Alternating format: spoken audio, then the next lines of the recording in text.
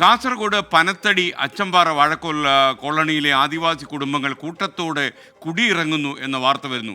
അടിയന്തര ഘട്ടങ്ങളിൽ ആശുപത്രിയിൽ എത്താൻ പോലും മാർഗമില്ലാതെ വന്നതോടെയാണ് വനത്തിനുള്ളിൽ നിന്നും കുടിയിറങ്ങാനുള്ള അവരുടെ തീരുമാനമുണ്ടായത്. പതിറ്റാണ്ടുകളായി വനത്തിനുള്ളിൽ ഒറ്റപ്പെട്ട് ജീവിക്കുന്ന ഈ കുടുംബങ്ങൾക്കായി ഒരു രാഷ്ട്രീയ ശബ്ദവും ഇതുവരെ ഉയർന്നിട്ടില്ല എന്നത് മറ്റൊരു വിചിത്രമായ കാര്യം. വഴിയൊന്നുമില്ല, ഇങ്ങനെ തന്നെ പോകണം അങ്ങോട്ട്. അങ്ങനെ വരാൻ ഇങ്ങോട്ട് താഴോട്ട് നടക്കാൻ പറ്റൂലാത്ത ഭാഗത്തു നിന്ന് പിന്നെ കസേരയിൽ വെച്ചിട്ടോ അല്ലെങ്കിൽ ഇങ്ങനെ തുളയിൽ എത്തിയിട്ടെല്ലാം വരാൻ. എൻ്റെ അമ്മയെല്ലാം അങ്ങനെ തന്നെ ആശുപത്രിയിൽ എത്തിക്കാൻ തന്നെ ആയിട്ടില്ല. അപ്പോൾ തന്നെ ജീവൻ പോയി ജീപ്പിൽ നിന്ന്. നൂറ്റ് പോലെ കണ്ടെന്ന് വെള്ളമില്ലാത്ത ഒന്നത്, പിന്നെ പിള്ളേരെ ഡിഗ്രി കഴിഞ്ഞിട്ട് പഠിക്കാനൊന്നും സൗകര്യമില്ലാത്തത് പോയി. 50 സെൻറ്റ് സ്ഥലം ഉണ്ടാകെ വെള്ളമില്ലായിരുന്നു, വഴിക്ക് ബുദ്ധിമുട്ട്. പിള്ളേരെ ഡിഗ്രി കഴിഞ്ഞ് വീട്ടിൽ തന്നെ ആയി. പിന്നെ അതിലെല്ലാം പഠിക്കുന്നുണ്ട് ഇപ്പോൾ ഡിഗ്രി കഴിഞ്ഞിട്ട്.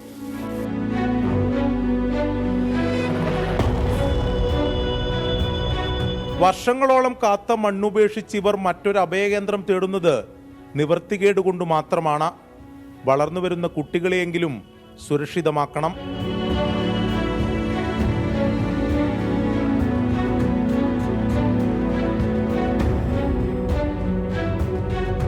വനത്തിന് നടുവിലുള്ള ഈ ദുർഘടമായ വഴിയിലൂടെയാണ് 2 കിലോമീറ്റർ താണ്ടി ആശുപത്രിയിലേക്കും അതോടൊപ്പം കുട്ടികൾ സ്കൂളിലേക്കും പോകുന്നത്.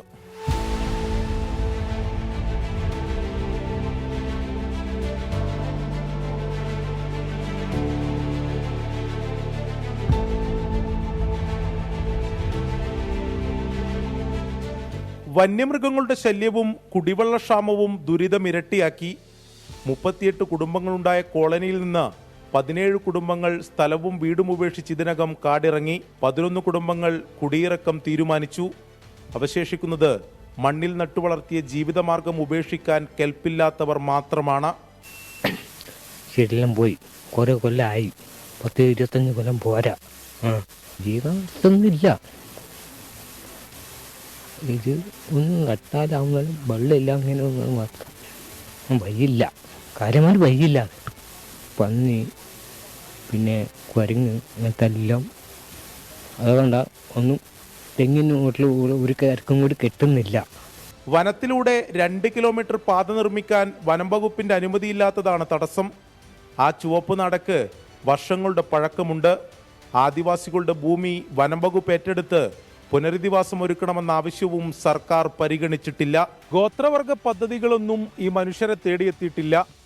ദുരിതപൂർണമായ ഇവരുടെ ജീവിതയാത്ര തുടങ്ങിയിട്ട് പതിറ്റാണ്ടുകൾ കഴിഞ്ഞു. മനുഷ്യർക്ക് അടിസ്ഥാനപരമായി ലഭിക്കേണ്ട അവകാശങ്ങളെങ്കിലും ഇവർക്ക് ഉറപ്പാക്കണം. അച്ചമ്പാറ വനമേഖലയിൽ നിന്നും വിജീഷ് അണങ്കൂറിനൊപ്പം അരുൺ പൂപ്പറമ്പ, 24. പൊതുജനം കഴുതയല്ല സാർ. കാടിൻ്റെ മക്കൾ കാടിറങ്ങി നാട്ടിലേക്ക് വരുന്നു എന്ന് കേൾക്കുമ്പോൾ നമ്മുടെ നാട്ടിൽ ജീവിക്കുന്ന ആളുകൾക്ക് അതൊരു വാർത്തയായിരിക്കില്ല. എന്നാൽ അവരുടെ മൗലികത മുഴുവൻ കാട്ടിലാണ് എന്ന കാര്യം നമ്മൾ വിസ്മരിച്ചുകൂടാ. ഓരോ കൊല്ലവും കോടികളാണ് ആദിവാസികളുടെ പേരിൽ കേന്ദ്ര സംസ്ഥാന സർക്കാരുകൾ ചെലവിടുന്നു എന്ന് പറയുന്നത്. ആദിവാസികളുടെ ദുരിതത്തെക്കുറിച്ച് വാർത്ത വന്നാൽ ഉടനെ കോടികൾ വകയിരുത്തിയതായി ഉടൻ പ്രഖ്യാപനവും വരും. നമ്മളിതൊക്കെ എത്രയോ കണ്ടതാ. പ്രഖ്യാപനത്തിനപ്പുറം പ്രവർത്തനമാണ് വേണ്ടതെന്നാണ് ഈ കുടുംബങ്ങൾ നമ്മോട് പറയുന്നത്. കേൾക്കാം അവരുടെ പ്രതികരണങ്ങൾ. അത് ഞങ്ങളിങ്ങനെ പിടിച്ചിട്ട് കൊണ്ടുപോകും, കസാലയിലിരുത്തും.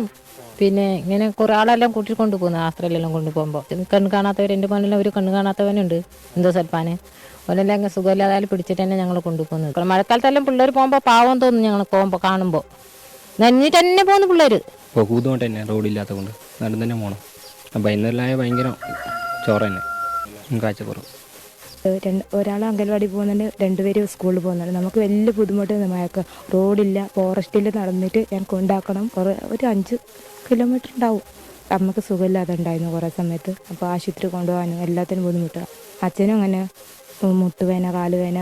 പിന്നെ ഏട്ടൻ്റെ അനിയനുണ്ട്, അവനും വർത്താനം പറയുന്നില്ല, ഉമ്മയാണ്. അപ്പം ഞാനും മോനും മാത്രമേ ഉള്ളൂ വീട്ടിൽ. അങ്ങനെ ഇപ്പോൾ കെട്ടാനാവില്ല, പുറത്തിൽ തന്നെ കൊണ്ടുപോകണ്ടല്ലേ, അതുകൊണ്ട് മാറിയതാണ്. ഇവിടെ ഒരു 25-26 കൊല്ലമായി താമസിച്ചിട്ട്. അല്ല, ഞങ്ങൾ കിണർ കുഴിച്ചു. അതിൽ വലിയൊരു ഗുഹ എന്നുള്ളത് കുറച്ചേ സ്ഥലമുള്ളൂ, അരക്കറ. പിന്നെ വഴിയില്ല, വലിയ ഫോറസ്റ്റിലൂടെയാണ് ഞങ്ങൾ വരുന്നത്. നമുക്ക് റോഡും ഇല്ല, വഴിയില്ല, പിന്നെ കുടിക്കാൻ കുടിവെള്ളമില്ല.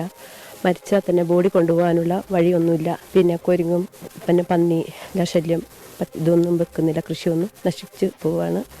ലൈഫിൻ്റെ വീട് കിട്ടുവാണെങ്കിൽ 6 ലക്ഷം കൊണ്ട് വീട് വെക്കാൻ പറ്റില്ല. അത് വണ്ടിയോ സൗകര്യമൊന്നും ഇല്ലല്ലോ, എല്ലാത്തിനും കൂലി കൊടുക്കണ്ടേ. എൻ്റെ വീട്ടിൽ ഭർത്താവിൻ്റെ അനിയൻ എൻ്റെ സൽഫാനാണ്. പിന്നെ അച്ഛന് മരിച്ചിട്ടാകുമ്പോൾ ആശുപത്രിയിൽ കൊണ്ടുപോകാൻ ചെയറിലിരുത്തിയിട്ടാണ് പിടിച്ചിട്ട് കൊണ്ടുപോയത്. ലോകത്തെവിടെയായാലും ഏത് സമയത്തും 24 വാർത്തകളും ഓഗ്മെന്റഡ് റിയാലിറ്റി പാക്കേജുകളും എക്സ്പ്ലെയിനറുകളും വിശദമായി കാണാൻ ഞങ്ങളുടെ യൂട്യൂബ് ചാനൽ നിങ്ങൾക്ക് സബ്സ്ക്രൈബ് ചെയ്യാം.